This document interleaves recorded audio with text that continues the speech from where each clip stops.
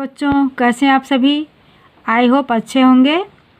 मैं साधना वर्मा और आप देख रहे हैं आपका अपना चैनल ज्ञान एरिया। तो बच्चों, अगर आपने अभी वीडियो को लाइक और सब्सक्राइब नहीं किए हैं तो कर लीजिए और बेल आइकन को प्रेस कर लीजिए, जिससे हमारे आने वाले हर एक वीडियो का नोटिफिकेशन आप तक सबसे पहले पहुँचे। हाँ तो बच्चों, अभी तक मैंने आपको कन्यादान चैप्टर के कविता का सारा अर्थ समझा दिया है। अब मैं आपको कन्यादान चैप्टर का क्वेश्चन आंसर आज बताऊंगी। तो देखते हैं क्वेश्चन नंबर 1। आपके विचार से माँ ने ऐसा क्यों कहा कि लड़की होना पर लड़की जैसी दिखाई मत देना। इसका मतलब क्या हुआ। आंसर देखते हैं। माँ ने ऐसा इसलिए कहा है क्योंकि वह लड़कियों पर हो रहे शोषण से उसे बचाना चाहती है। जैसा बच्चों आप लोग जानते हैं कि समाज में कितना शोषण हो रहा है लड़कियों का, इसलिए माँ डर रही है और परेशान भी है, इसलिए अपनी बेटी को समझाती है।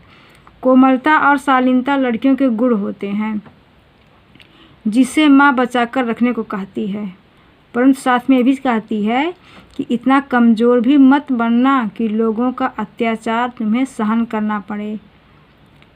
ऐसा समझाती है माँ। सेकंड क्वेश्चन देखते हैं।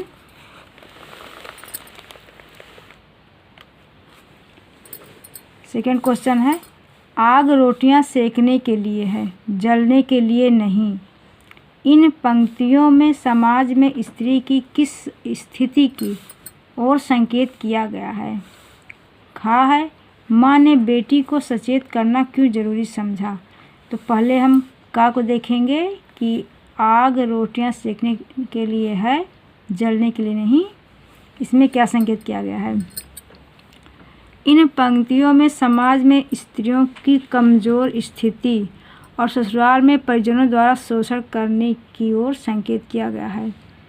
कभी कभी बहुएं इस शोषण से मुक्ति पाने के लिए, बहुत जगह ऐसा अभी भी हो रहा है, अब तो बहुत कम हो गया समाज में, पहले ज़्यादा था लेकिन अब काफ़ी सुधार आ गया है। तो कह रही है इसमें कि जो आग रोटियां सेकने के लिए है, मतलब कि आग जो है वो खाना बनाने के लिए है, व्यंजन बनाने के लिए है, ना कि जलने और जलाने के लिए है, ये समझाती है। तो बहुएं इस शोषण से मुक्ति पाने के लिए स्वयं को आग के हवाले कर देती हैं और अपनी जीवन लीला समाप्त कर लेती हैं, ये संकेत किया गया है। और खा में क्या है, माँ ने बेटी को सचेत करना क्यों ज़रूरी समझा। तो खा का आंसर है, बेटी अभी भोली भाली थी, उसकी उम्र भी कम थी और वह समाज में व्याप्त, मतलब जो समाज में बुराइयां हो रही हैं, बढ़ रही हैं, उससे उसकी बेटी एकदम अनजान थी। तो माँ यह नहीं चाहती थी कि उसके साथ जो हुआ, मतलब जो माँ के साथ अन्याय हुआ था कभी, वो उसके बेटी के भी साथ हो और उसे सहन करना पड़े। इसलिए माँ ने बेटी को सचेत करना ज़रूरी समझा ताकि उसके साथ भी वह चीज़ें दोहराई ना जाएं।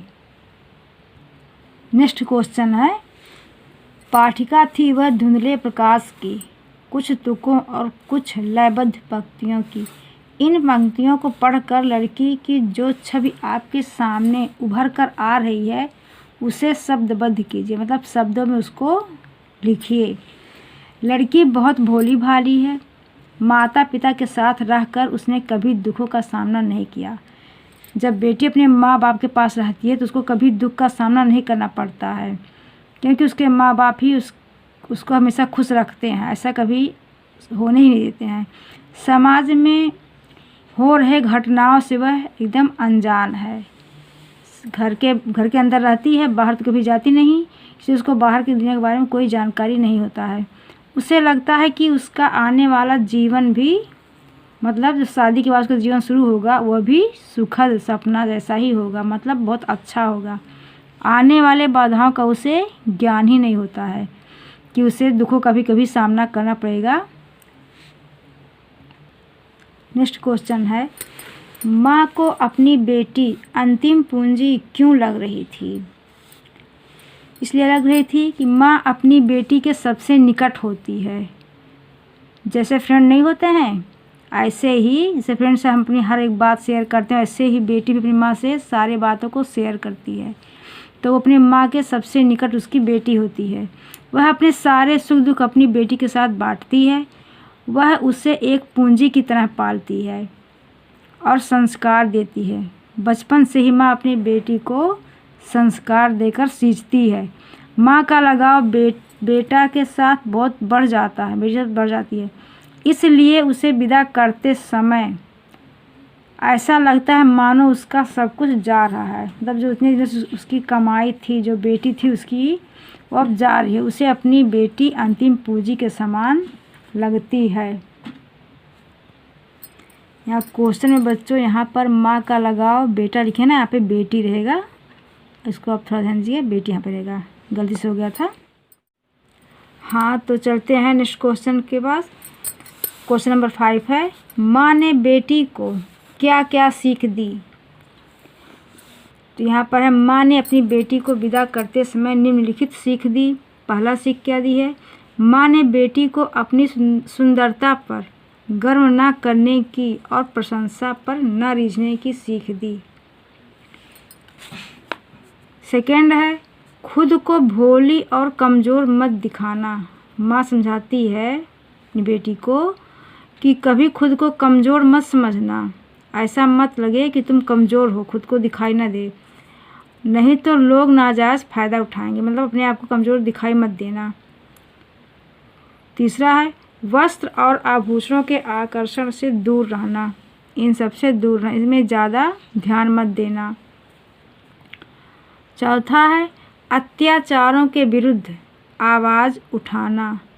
मतलब जब अत्याचार हो तो वहाँ पर अपनी लज्जा को त्याग कर तुम आवाज़ उठाना और उनसे दुखी होकर आत्महत्या मत करना, ऐसा कभी मत करना। उनसे आवाज़ उठाना, उनके विरुद्ध लड़ना, ऐसा करना।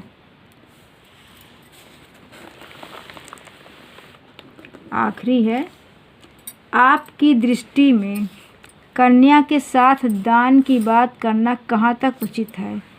क्योंकि चैप्टर का नाम ही कन्यादान है, तो क्या ये सही है आपकी दृष्टि में, इसको बताना है। कन्या के लिए दान शब्द का प्रयोग अनुचित है, यानी कि सही नहीं है, अपमानजनक है। क्योंकि दान तो वस्तुओं का होता है। दान जो होता है वो आप लोग को पता भी होगा, सुने भी होंगे कि वस्तुओं का दान होता है, और यहाँ पर व्यक्तियों का नहीं, बेटी के साथ साथ माँ पिता का अनन्य संबंध होता है। और इसमें दिया गया है बेटी का कन्यादान, मतलब कन्या का दान, ऐसा कहा गया है। तो कन्या का अपनी स्वतंत्रता है, शादी के बाद भी उसका जुड़ाव अपने मायके से बना रहता है, इसलिए कन्यादान जो है वो अनुचित है, अपमानजनक है। तो बच्चों आपका क्वेश्चन आंसर कंप्लीट हो चुका है। अब नेक्स्ट वीडियो में मैं आपको इम्पॉर्टेंट इस चैप्टर का MCQs बताऊंगी। तब तक के लिए बाय बच्चों।